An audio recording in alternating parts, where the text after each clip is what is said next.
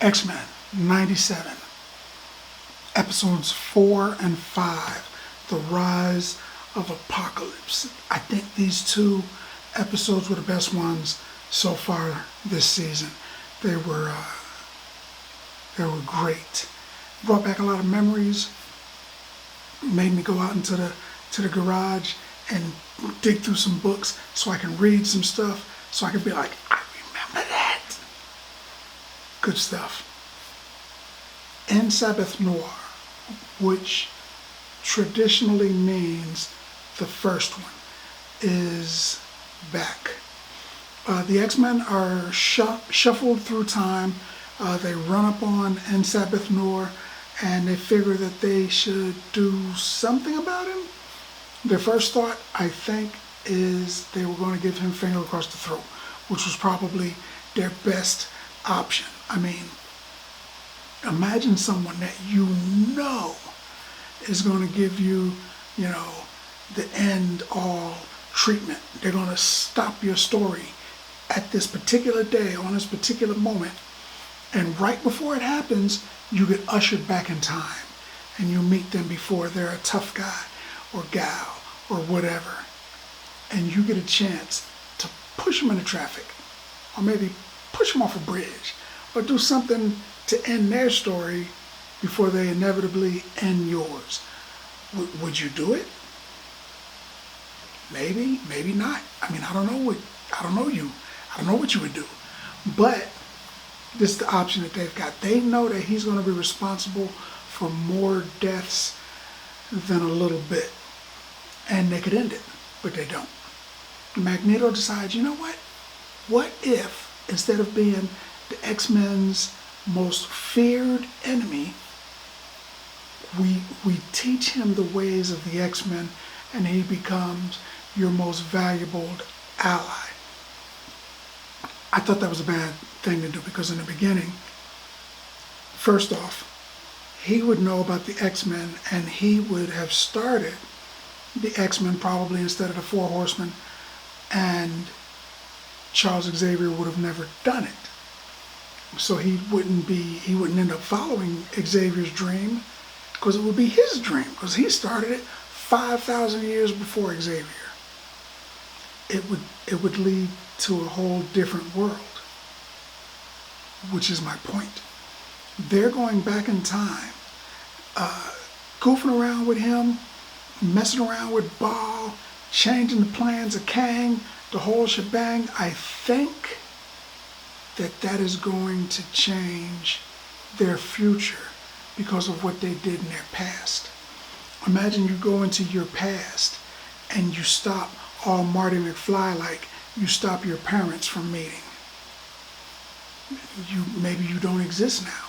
And if you don't exist, then you can't go back in time to stop your parents from meeting. It's one of those things you gotta wonder about, So, but I think that they altered their own future, which could bring forth one of my favorite comic book series, The Age of Apocalypse, where Apocalypse, En Sabbath Noir, essentially conquers all of North America.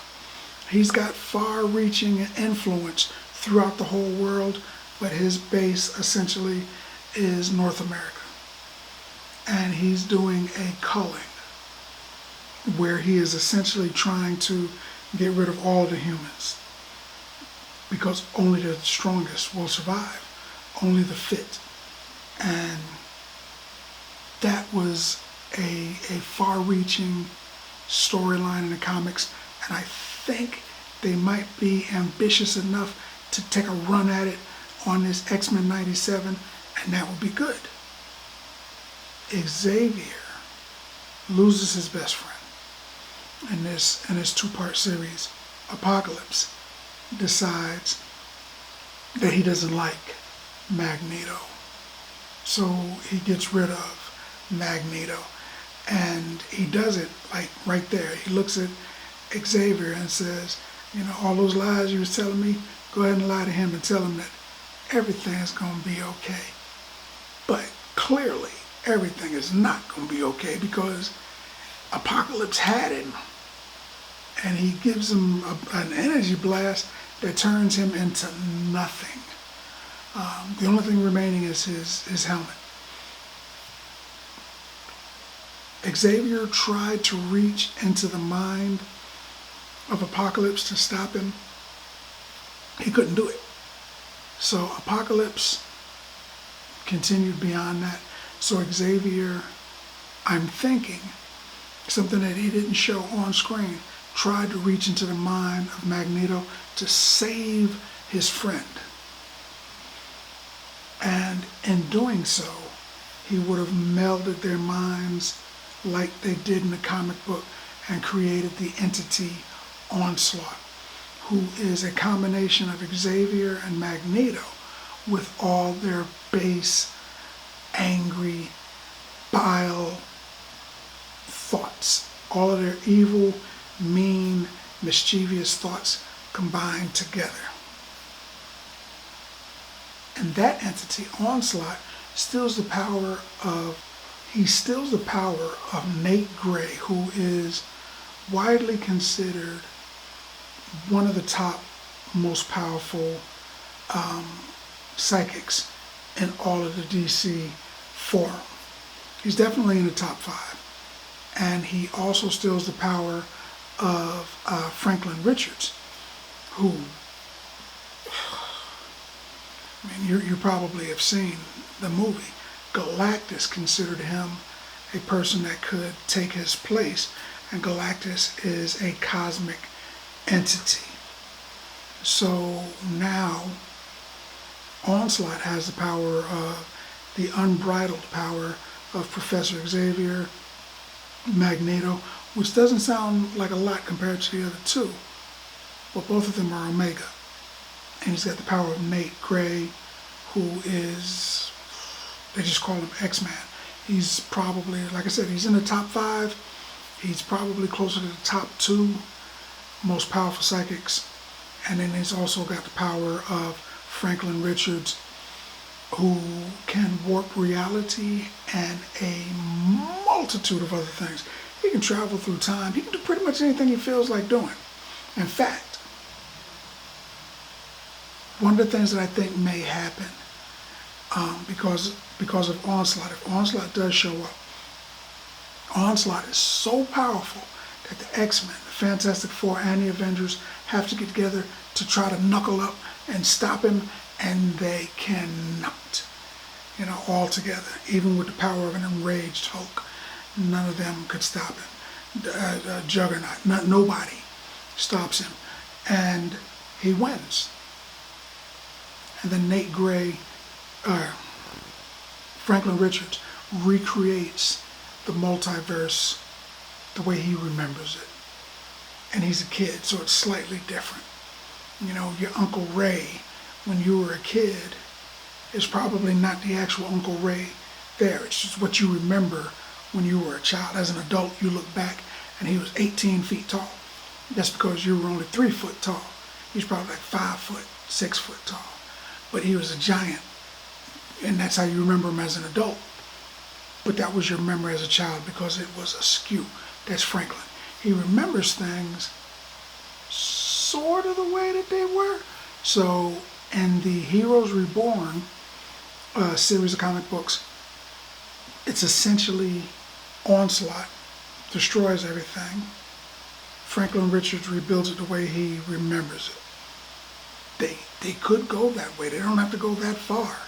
And they don't have to go that long because eventually it comes back to normal, of course. But with the ending of the show and the introduction of 2 Avengers, Captain America and the Black Widow, I'm thinking that they're pulling the Avengers into this particular story. Because Cap even tells, because he meets Wolverine, Cap even tells Wolverine, you can't do this particular mission by yourself. He's got his own crew, but Cap was offering. So that means that there could be crossovers, which could be kind of cool, which could lead to Onslaught, which could lead to Heroes Reborn. The other side of the coin, they've got Rise of Apocalypse, which leads to Age of Apocalypse, where essentially Apocalypse wins. Apocalypse wins, he takes over everything, and then you've got storylines where people are trying to stop an essential unstoppable entity. The Celestials came to Earth, and they basically put Apocalypse into a position where he would wipe out everything. He's essentially their cosmic reset button. So he's undefeatable. I mean, the dude's like 5,000 years old.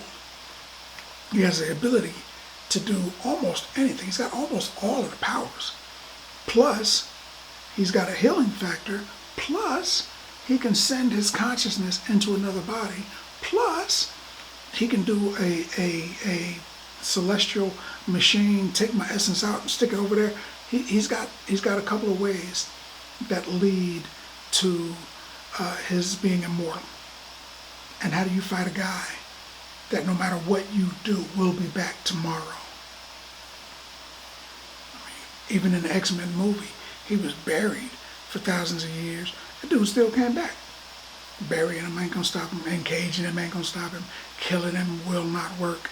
He's just going to continue to come back.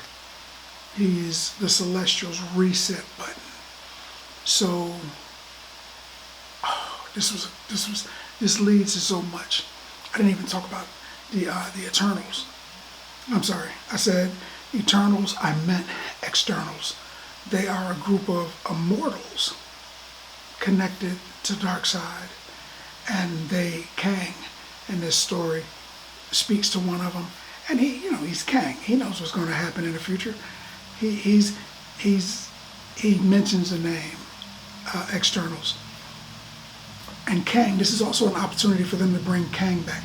They mention him here, so I would really like to see Kang back. The build-up for him was mounting. I don't think there's no way that Ant-Man should be able to beat Kang, especially just using an army of ants, but Kang mentions it to her. Kang is essentially a dude that has seen a movie a dozen times and is sitting with his friends who have never seen it before, and he knows, oh, there's a ghost in that room. They shouldn't go in that room. He knows everything that's going to happen, but he's in the movie. So he could tell the girl, don't go in there. There's a ghost in there. Hey, be careful. You're going to flip down them steps. I promise you. Or he could let it happen because he knows what's going to happen afterwards. Life is a movie that he has watched hundreds of times. He's got it memorized. He knows what's going to happen. So he says things, because Kang is in this too, he says things to certain people, and he's got a snicker on his face because he's like, yeah, I know what's going to happen. So I thought Kang was a great add-on to the Marvel villains, and hopefully they use this opportunity to bring him back. But I would give episode 4 and 5 of X-Men 97, it's a lot of numbers, I would give it, here's one more, 9 bags of popcorn. 9 bags of popcorn, because that's what I think about that. More importantly, what do you think about that? Let's talk about it some more in the comments. And as always, if you like the content, if you like the video, subscribe. And then like. Check out my new ending. Tell me what you think.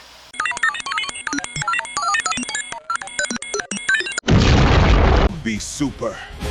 Like, share, and subscribe.